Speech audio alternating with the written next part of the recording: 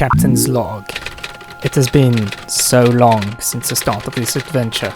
I've almost forgotten what home looks like. I've seen things, overused cliches, unfair AI, and voices so high-pitched, my ears are bleeding. Let me tell you a story. One about spamming lasers, recreational use nuclear weapons, banned by Space Geneva, and all the anime tropes you could think of, compressed within a single franchise.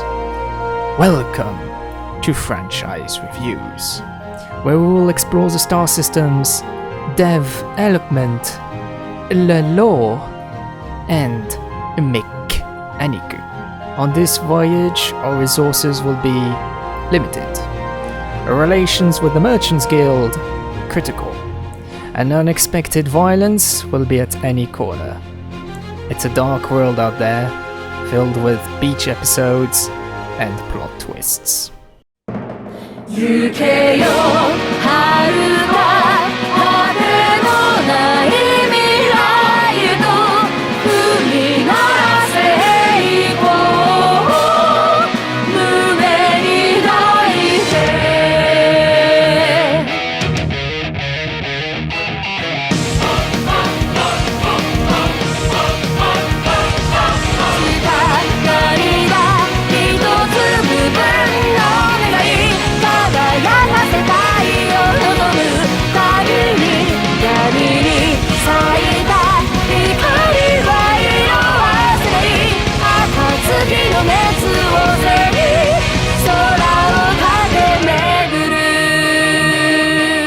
Sunrider is a hybrid visual novel with turn-based tactics game where you play as Kato Shields, captain of the Sunrider and the last remnant of the Sera Space Force since the People Alliance for Common Treatment has taken over your world by nuking its capital. Their TV trope page is so long it's almost challenging actual animes on their site. The games were developed by Love in Space, a small company based in San Diego that was mostly financed on Patreon and later by the paid releases of a few of their games. I wanted to dig in more on their official site, but it was turned down for maintenance. Either way, their first game released in 2010 was called Homeward, and it's adult. They followed up with the first 2 chapters of Sunrider under the title Sunrider Massacre for Arcadius, which you can get for free. The last chapter, Liberation Day, was released in 2016. It's not very costly, but if you're on a particularly low budget, you can wait for the sale and it'd be like 30 cents in my case. At last, there's a dieting sim spin-off called Sunrider Academy, where all your fancy guys and gals are back for fun times. There's supposed to be another sequel, but it'll have to wait until the other projects from Love in Space are done. Correction, now that the script has been written, they are currently working on the 4th Sunrider. It's called the 4th because apparently Academy is canon now. I won't explain why. So, the origins of humanity are severely debated. The Alliance claims that humans have evolved on Solaris, and the Reuvians claim that all life was created by God on Mount Destiny on Reuvia. And there are many more theories, some of lost worlds and such, but the general consensus is that all human life emerged from Reuvia Prime as being the most likely theory. But beyond doubt, we know that humans have dominated the galaxy for millions of years. All other intelligent life forms have been exterminated, domesticated, or added to the plate. At some point, Reuvia built up what became the Holy Reuvian Empire, expanding at such exponential speeds and annexing immense amounts of stars under the Reuvian banner. In the end, the galaxy resembled the end of a Stellaris conquest run. At its apex, the Empire was so powerful they were considered godlike. The royal family possessed genetic manipulation and made themselves into ultimate beings. At some point during this time, 2000 years ago, Princess Sola di Reuvia was born as the illegitimate bastard of the second Prince of Reuvia. She lives a mostly normal life of a peasant girl, barely scraping by on the planet of Farport. When her father made a claim for the throne after the Infinite Emperor's assassination, he came back with the milk and cigarettes.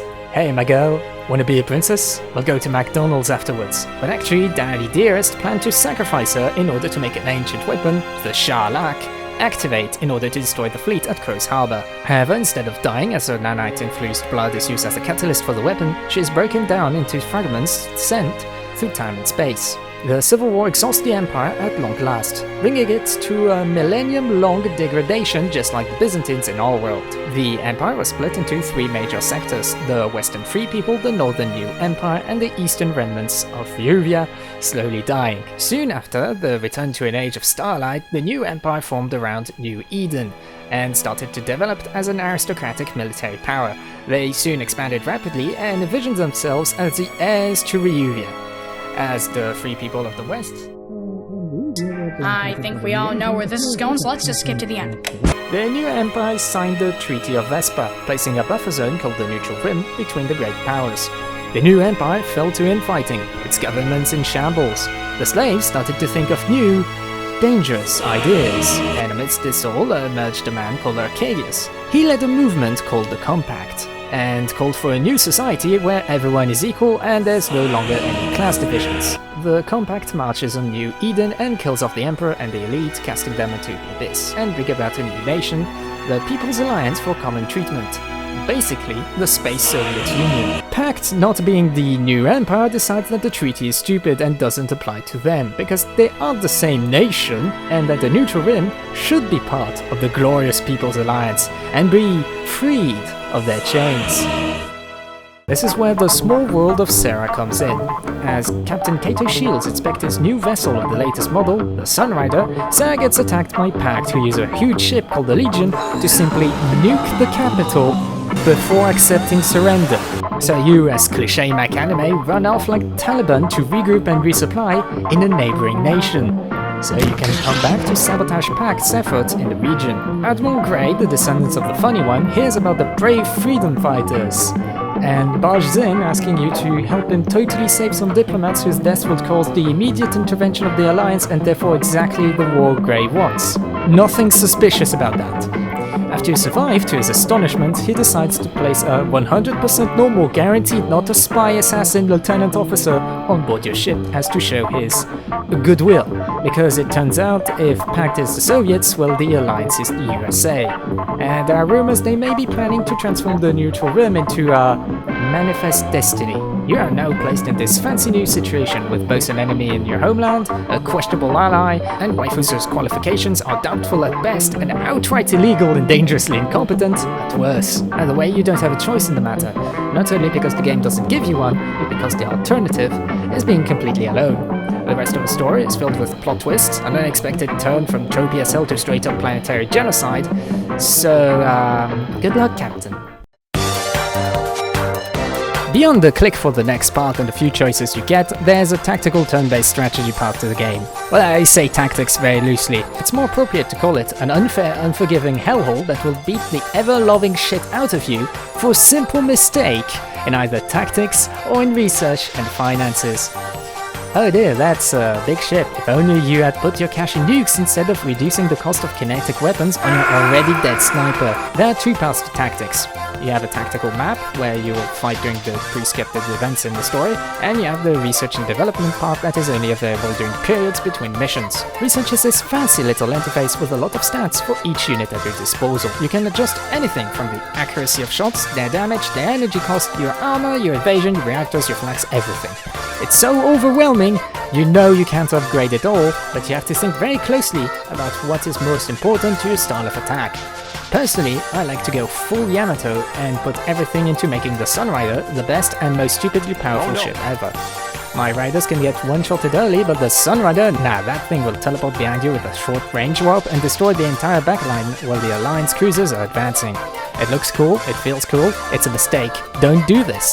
The last mission in Mask of Arcadius was impossible for me, even after reducing the difficulty to the lowest possible.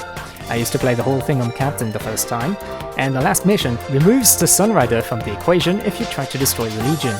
So, invest in at least just the blackjack. There's also the Merchant's Guild that sells about everything you might be interested in. In Mask of Arcadius, research and buying uses the same currency, but this is changing Liberation Day. The Miners Union will sell you stuff ranging from upgrades to your shield and some other stuff to straight up illegal weaponry for recreational use. You see, nuclear weapons are a living necessity in the world of Sunrider. The same guilds give you side missions and stuff that you can use to get more money and upgrades before getting into the bigger, badder missions. And so, we get to the tactical map. In Mask of Arcadius, you cannot deploy often, but in Liberation Day, it's the law! Your troops mostly consist of the Sunrider, your riders, and whatever you manage to buy off the Merchant's Guild. Each unit has an energy meter. Those are your action points per turn and dictate the limit of your abilities. You can move, shoot, and buff, as well as debuff within this frame. This makes maneuvers quite complicated and formations quite essential. If you fuck up, it can mean death, as certain weapons and abilities are conditional. In the sense that they only work under certain conditions? Well, no, but actually yes. I mean, you can use the kinetic weapon at any distance, nobody will stop you, but being close does help bump up that 3% to 100. Missiles can be countered by flak, making grouping up strong to prevent missiles from attacking, but also making my Geneva Violation Splash Quantum Space Nukes very effective. Lining up is also subject to getting surprise vanguarded.